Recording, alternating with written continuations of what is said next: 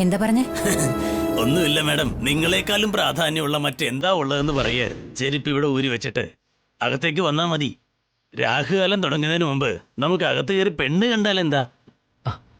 വന്നേ. നമസ്കാരം. നമസ്കാരം.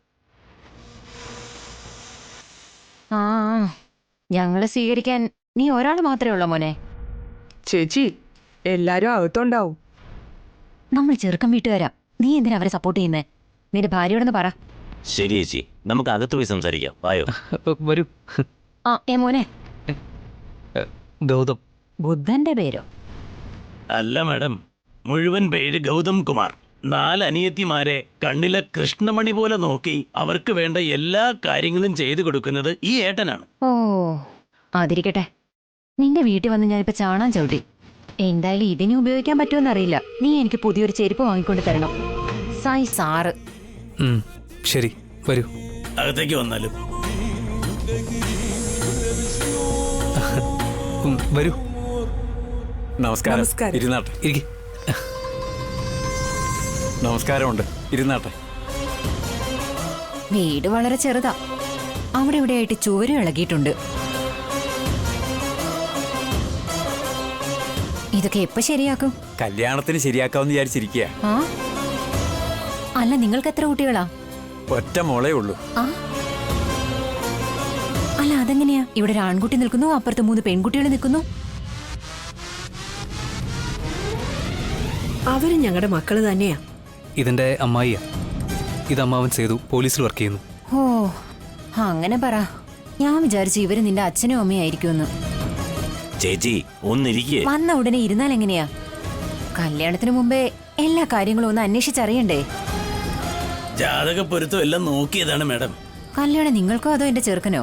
അത് നിങ്ങളുടെ ചെറുക്കന് തന്നെയാ. പിന്നെ നിങ്ങൾക്ക് എന്താ ഇത്ര ധൃതി? മോനെ ഗൗതം കുമാറേ, നിന്റെ അച്ഛനെ അമ്മയൊന്ന് വിളിക്കൂ.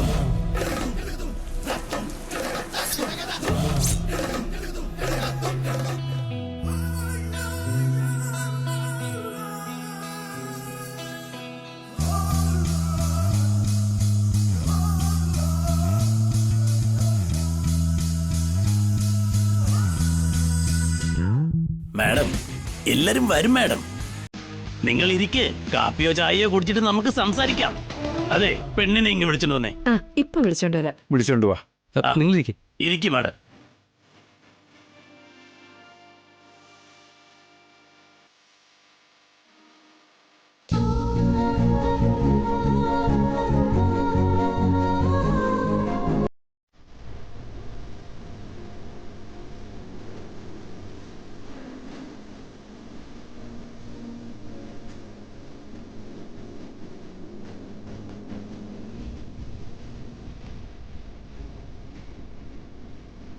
പെണ്ണിനെ കാണാൻ നല്ല ഐശ്വര്യമുണ്ട്. ചേച്ചി എന്തു പറയുന്നു?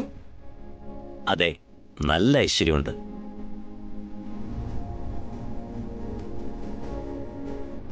അതെ, ഒരു പെൺകുട്ടിയെ മരുമകളായിട്ട് തെരഞ്ഞെടുക്കുന്നതിന് മുമ്പ് ആ കുടുംബത്തെക്കുറിച്ചുള്ള എല്ലാ കാര്യങ്ങളും അന്വേഷിച്ചറിയണം.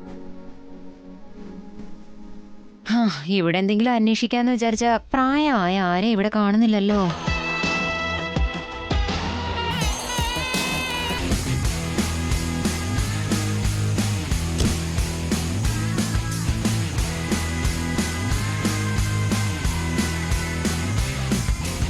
വാമേ.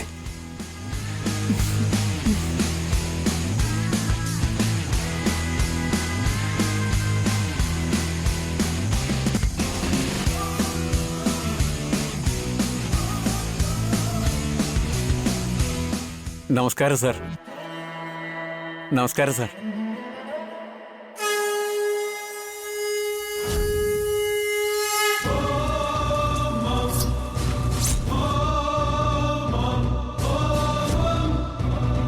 നിങ്ങൾ കണ്ണിമ വെട്ടാതെ നോക്കി നിൽക്കുന്ന രീതിയിൽ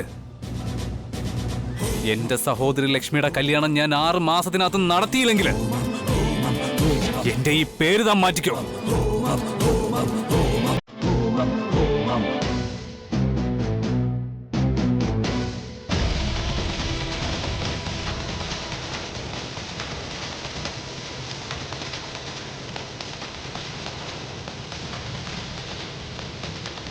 നമസ്കാരം മുരളി. നമസ്കാരം മാഡം. നമസ്കാരം. രേണുക മാഡം, ഇത് വരദരാജൻ മുതലാളി, ഇവിടുത്തെ ഒരു നാട്ടുപ്രമാണിയാ. ഇത് അദ്ദേഹത്തിന്റെ ഭാര്യ ഗീതാകുമാരി. നമസ്കാരം. എന്റെ മൂത്ത മകൻ ദേവരാജനും ഇളയ മകൻ വീരരാജനും. ഇതെന്റെ അനിയൻ ഗോവിന്ദരാജൻ. അതിവന്റെ ജീവനോടെയുള്ള മകൾ ശിവാനി. അതെന്താ അങ്ങനെ പറഞ്ഞേ? മൂത്ത മകൾ ഭർത്താവിന്റെ വീട്ടിൽ വെച്ച് മരിച്ചുപോയി. ഇവളുടെ കല്യാണം ഇതുവരെയും കഴിഞ്ഞിട്ടില്ല. ഈ വർഷം അത് തീരുമാനിക്കും.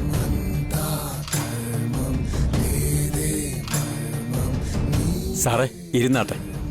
രാധാമണി, എല്ലാവർക്കും കോഫി കൊടുക്ക്. ശരി ഏട്ടാ, നിങ്ങൾ വന്നേ. വാ.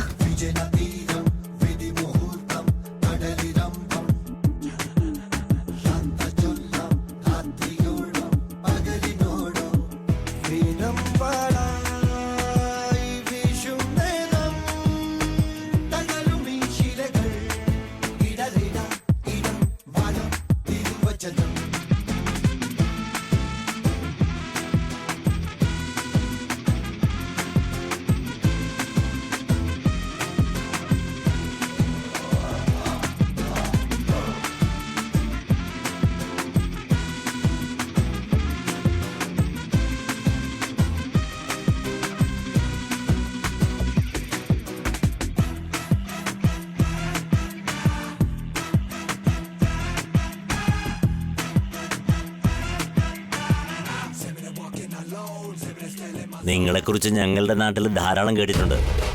ഏയ് അങ്ങനെയൊന്നുമില്ല. നിങ്ങൾ വലിയ ആളല്ലേ, ഫാം വെച്ച് വലിയ ബിസിനസ് നടത്തുന്ന ഞങ്ങൾ കേട്ടത്.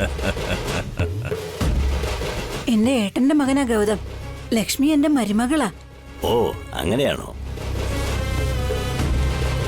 കണ്ടില്ലേ ഗോവിന്ദരാജ്, നമ്മുടെ പ്രശസ്തിയും സ്വത്തുക്കളെയൊക്കെ കുറിച്ച് ചെറുക്കന്റെ വീട്ടുകാരറിഞ്ഞപ്പോ എന്റെ ഭാര്യ രക്തബന്ധത്തെ കുറിച്ച് പറയുന്നത് കേട്ടോ. സ്വന്തം വീടെന്ന് പറയുമ്പോ സ്ത്രീകൾക്കൊരു പ്രത്യേക സ്നേഹമല്ലേ ഏട്ടാ?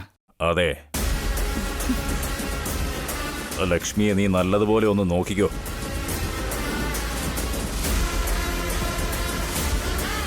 ഇവൾക്ക് എന്താ അച്ഛ ഒരു കുറവ്? കാണാൻ നല്ല സുന്ദരിയാണ്, നല്ല അച്ചടക്കവും ഉണ്ട്. എനിക്കിഷ്ടമല്ലെന്ന് പറയാനായിട്ട് ഒരു ചാൻസും ഇല്ല.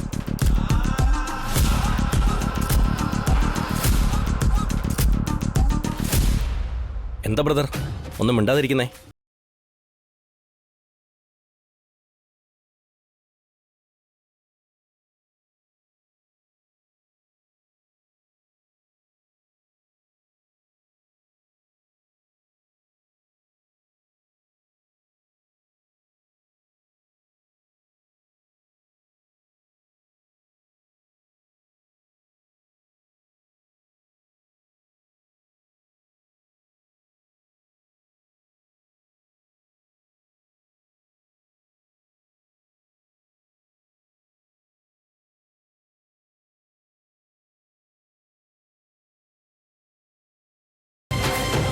അമ്മയും അച്ഛനും എല്ലാം ഇവർക്ക് നീ തന്നെയല്ലേ?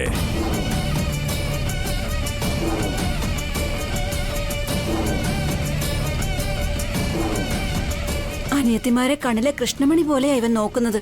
ഇവിടെ ഉള്ളത് വെച്ച് നന്നായി നോക്കും. അവൻ പട്ടിണി കിടന്നാലും അനിയത്തിമാര് സന്തോഷമായിട്ടിരിക്കണമെന്ന് അവൻ ആഗ്രഹിക്കുന്നത്. ഗൗതമിന്റെ സ്നേഹത്തെയും ത്യാഗത്തെയും പറ്റി എത്ര പുകഴ്ത്തിയാലും മതിയാവില്ല. അവർക്കും മനസ്സിലാകണ്ടേടാ, ലക്ഷ്മിയെ നല്ലതുപോലെ നോക്കണമെന്ന് പറഞ്ഞത് എന്തിനാ?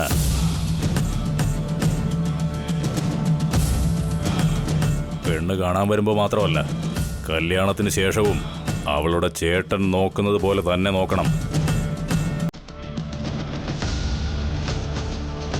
ഏട്ടനും അനിയത്തി, ഏട്ടനും അനിയത്തി, ഇതല്ലാതെ നിങ്ങൾക്ക് വേറൊരു കാര്യവും സംസാരിക്കാനില്ലേ?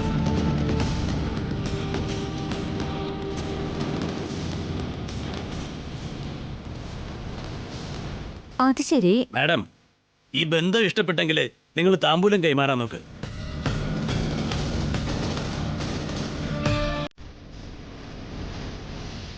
ഇവരുടെ അച്ഛനും അമ്മയും ആരാണെന്ന് ചോദിച്ചിട്ട് ഇവർ ഉത്തരം പറയണ്ടേ?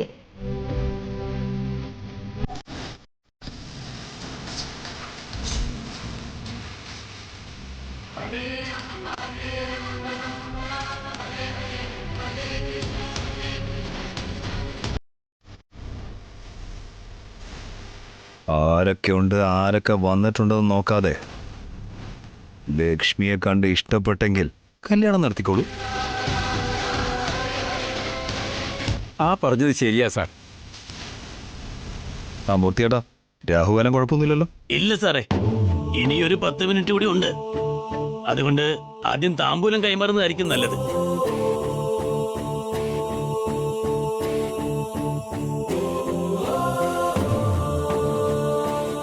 വാങ്ങിക്കോളൂ ഗൗതം. നിങ്ങൾ തന്നെ വാങ്ങിച്ചോളൂ അമ്മായി. സാരമില്ല മോനെ, നീയല്ലേ സ്വന്തം ചേട്ടൻ, നീ വാങ്ങുന്നത് അതിന്റെ ഐശ്വര്യം. കൈമാറിക്കോ കൈമാറിക്കോ, വേറെ ആരും വരാനില്ല. ഞങ്ങൾ തന്നെ സാക്ഷികൾ. എന്ത് ചെയ്യാനാ, ശുഭകാര്യം നടക്കണ്ടേ.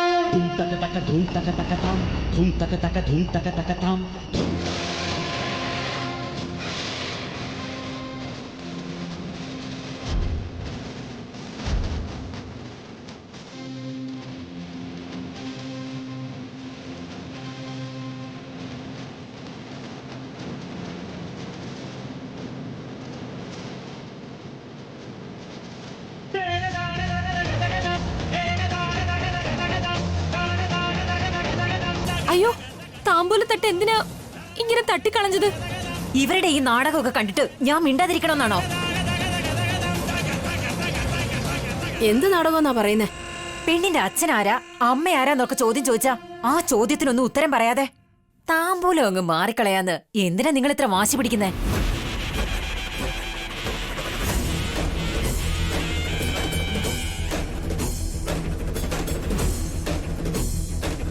അല്ല, അതൊക്കെ ഇപ്പൊ സംസാരിക്കണോ? ലക്ഷ്മി ഒരു തങ്കപ്പെട്ട കുട്ടിയാ. അവളെ നിങ്ങളുടെ മരുമകളാക്കൂ പ്ലീസ്. അതിന് നീ ആരാ? ഇതൊക്കെ പറയാൻ നീ ആരാണെന്നാ ചോദിച്ചേ?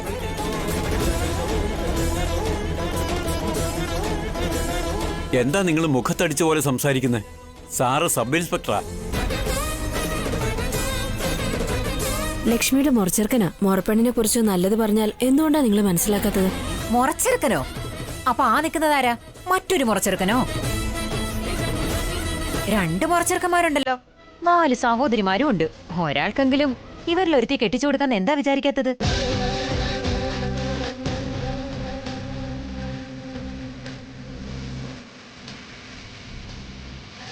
സത്യമല്ലേ? അതെ, ഞങ്ങൾക്ക് അങ്ങനെ ഒരു ആഗ്രഹവും മനസ്സിലില്ല. എന്തുകൊണ്ടില്ലെന്ന് അങ്ങോട്ട് ചോദിക്കടാ, ചോദിക്കേ. എന്തുകൊണ്ടാണ് നിങ്ങൾക്ക് താല്പര്യമില്ലാത്തത്? അതിന് കാരണം കാണുമല്ലോ. നിനക്ക് ഞാൻ ശത്രുവാണെന്ന് പറഞ്ഞാലും ഞാൻ അങ്ങനൊന്നും വിചാരിക്കില്ല ഗൗതം. എന്തുകൊണ്ടാണെന്നറിയാവോ? സഹോദരിയുടെ കല്യാണം 6 മാസത്തിനുള്ളിൽ നടത്തുമെന്ന് പറഞ്ഞിട്ട് ഇപ്പൊ 6 ദിവസത്തിനുള്ളിൽ തന്നെ നല്ലൊരു ആലോചന നീ കൊണ്ടുവന്നിട്ടുണ്ടെങ്കിൽ വാക്കു പാലിക്കുന്ന ആൺകുട്ടിയെ നാണം കെടുത്തണ്ടല്ലോ എന്ന് കരുതിയാ ഞാൻ ഒന്നും മിണ്ടാതിരിക്കുന്നത്. നമ്മൾ തമ്മിൽ ശത്രുക്കളാണെന്നും ഇതൊന്നും നടക്കാൻ പോകുന്നില്ലെന്നും അവർക്കറിയില്ലല്ലോ. എന്നിട്ട് പോലും ആ കാര്യങ്ങളൊന്നും മനസ്സിൽ വെക്കാതെ കുടുംബ വീട്ടിൽ ചെന്ന് ചേട്ടന്റെ മക്കളെ അനുഗ്രഹിക്കണമെന്ന് നിന്റെ വല്യമ്മ ആഗ്രഹിച്ചതുകൊണ്ട് അവളെ നിരാശപ്പെടുത്തണ്ടല്ലോ എന്ന് കരുതിയാ ഞാനും വന്നത്.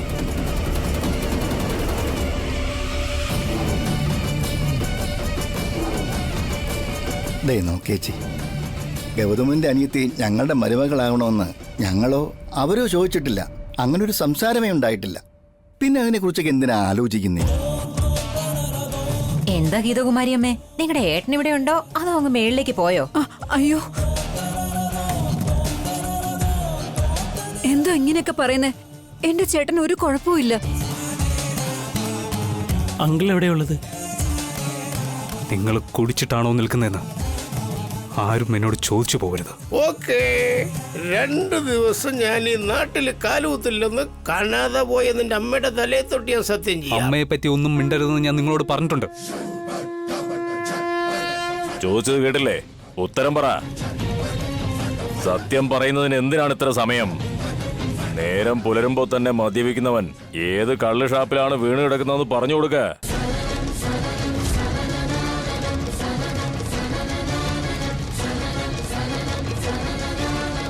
കുടിക്കുന്നത് ഒരു തെറ്റല്ല അച്ഛ. ഗൗതമിന്റെ അച്ഛൻ തെറ്റായിട്ട് അങ്ങനെ ഒന്നും ചെയ്യില്ല. അച്ഛനെ ഒന്നും പറഞ്ഞില്ലല്ലോ. അച്ഛന്റെ കഥയൊക്കെ അവിടെ ഇരിക്കട്ടെ. അപ്പോ ഇവരുടെ അമ്മ എവിടെ? എവിടെയാ ഈ കുട്ടികളുടെ അമ്മ?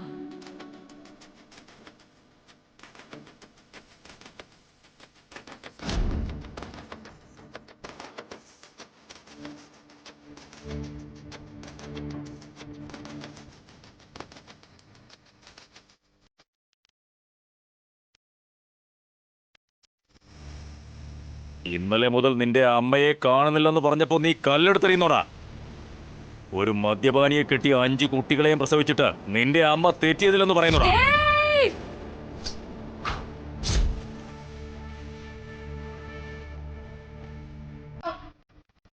തെറ്റ് ചെയ്തു തെളിയിക്കുമെങ്കിൽ ദേവിയുടെ മുമ്പിൽ വെച്ച് എന്ത് ശിക്ഷ വാങ്ങിക്കാം?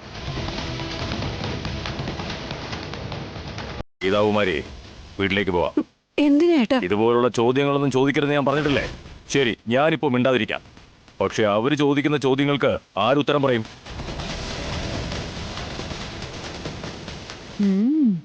ഗൗതം വെറുതെ ഇരിക്കില്ല.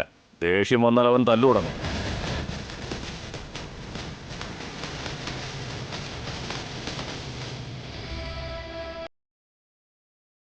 ചോദിച്ച തല്ലോ?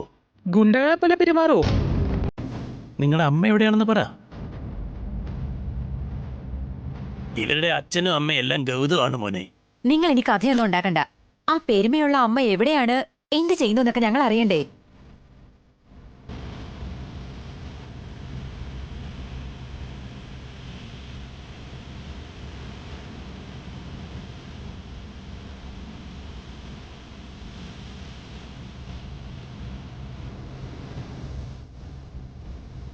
കണ്ടോ ഞങ്ങളുടെ അമ്മ?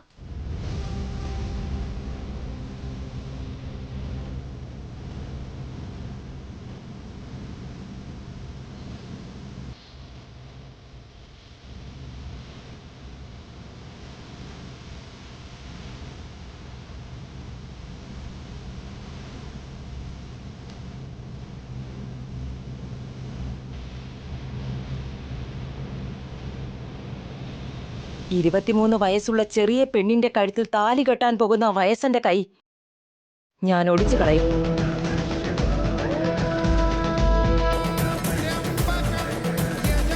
ദേവതയെ പോലെയുള്ള ഞങ്ങളുടെ അമ്മ. ഇതിൽ കൂടുതൽ നിങ്ങൾക്ക് എന്താ അറിയണ്ടേ? ഫോട്ടോ കാണിച്ച സ്ഥിതിക്ക് അവര് ജീവനോടെ ഇല്ലേ? ഞങ്ങളുടെ അമ്മ മരിച്ചിട്ടില്ല, ജീവനോടെ ഉണ്ടെന്ന വിശ്വാസം ഞങ്ങൾക്കുണ്ട്. അയ്യോ, ഇതെന്ത് കഥയാ? ദയവ് ചെയ്ത് ചോദിക്കരുതെന്ന് പറഞ്ഞിട്ടും നിങ്ങൾ വീണ്ടും വീണ്ടും ഇങ്ങനെ ചോദിച്ച് പാവം ഗൗതമിന്റെ കുടുംബത്തിന് എന്തിനാണ് ഇങ്ങനെ വിഷമിപ്പിക്കുന്നത്? ദേ നോക്കു മോനെ, അവര് ജീവനോടെ ഉണ്ടെങ്കിൽ ഈ വീട്ടിലുണ്ടാവണം. അല്ല, മരിച്ചു പോയതുകൊണ്ടാണല്ലോ ഫോട്ടോ തൂക്കുന്നത്. എന്റെ അമ്മ ജീവനോടെ തന്നെയുണ്ട്.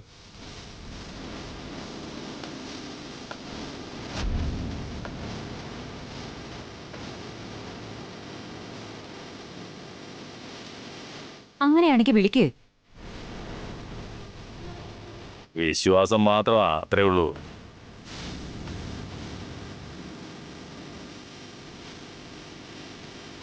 ഗീതാകുമാരി, നിന്റെ ചേട്ടന്റെ മക്കൾക്ക് മനസ്സിലാകുന്ന രീതിയിൽ നീ തന്നെ പറഞ്ഞു കൊടുക്ക.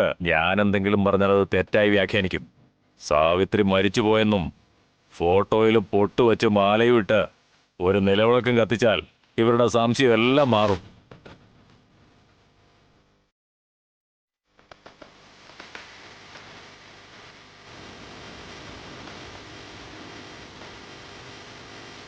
എന്താ രേണുകേ, ശരിയല്ലേ?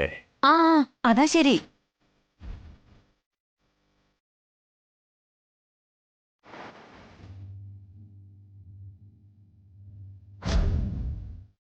എടാ മാല എവിടെ? കാറിലുണ്ട് മുതലാളി, ഞാൻ പോയി എടുത്തിട്ട് വരാം. കല്യാണം ഉറപ്പിച്ചു കഴിഞ്ഞാ പെണ്ണും ചെറുക്കന് മാല മാറ്റുമെന്ന് പറഞ്ഞിരുന്നല്ലോ മുതലാളി. ആ മാലയാണോ? ശരി, വിട്ടേക്ക്. ഒരു മാല നമുക്കങ്ങ് ഉപയോഗിക്കാം. ആദ്യം ഈ സംശയം തീർന്നാലല്ലേ അവരുടെ മനസ്സിനൊരു സന്തോഷം കിട്ടൂ.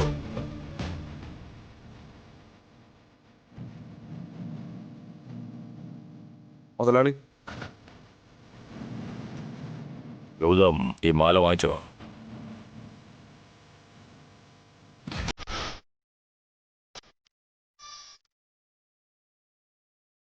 വിളക്ക് നിങ്ങൾ തന്നെ കത്തിച്ചോ. എന്റെ അമ്മയുടെ ഫോട്ടോയിൽ ഞാൻ മാലയിടില്ല, മരിക്കേണ്ടി വന്നാലും വിളക്കും കത്തിക്കില്ല.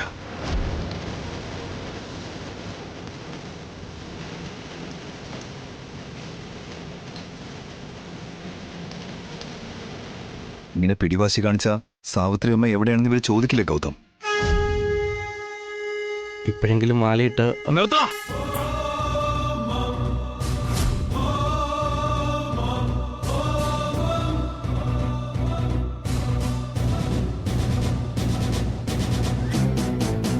എന്റെ അമ്മയുടെ കാര്യത്തിൽ ഇടപെടാൻ പാടില്ലെന്ന് കുട്ടിക്കാലം മുതൽക്കേ ഞാൻ നിങ്ങളോടൊക്കെ പറഞ്ഞിട്ടുള്ള കാര്യമാണ്.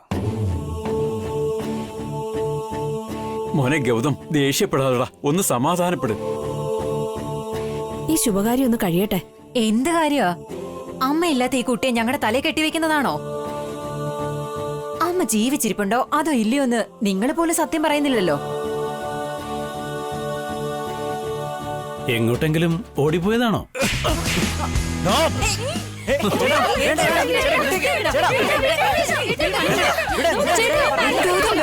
ഗൗതം, വിടവനെ.